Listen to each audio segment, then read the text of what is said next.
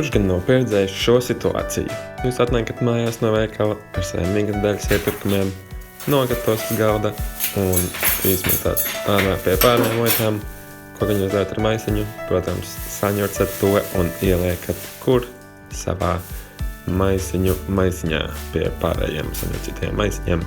Bet es šodien esmu šeit, lai pateikt jums, ka ir labāks veids. Ņemiet to ārā.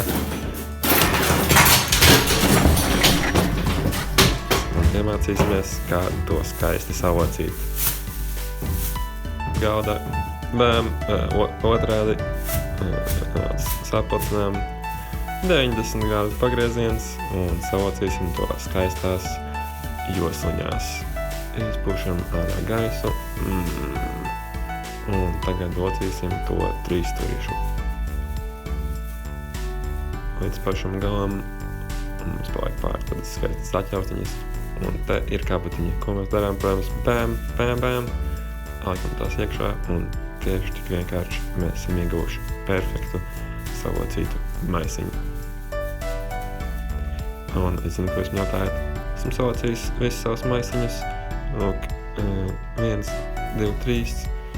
Kur man tagad to slikt, jo man vairs nav maisiņa, jo tas ir salocīts. Atbild ir vienkārši. Paņemiet apelsīnu sulu skarbiņu. Darbojas jebkurš citu garšu, bet man garšu apelsīnu sulu. Uzžat no galvaņa un esat ieguvuši perfektu konteineri visiem saviem salocītajiem maisiņiem. 4, 5, 6. Un es zinu, ko jūs jautājat. Ko man darīt ar maniem lielajiem maisiņiem, kas neielien iekšā apelsīnu sulu skarbiņā? Tur jūs varat izmantot piena paku, bet es nedzeru pienu.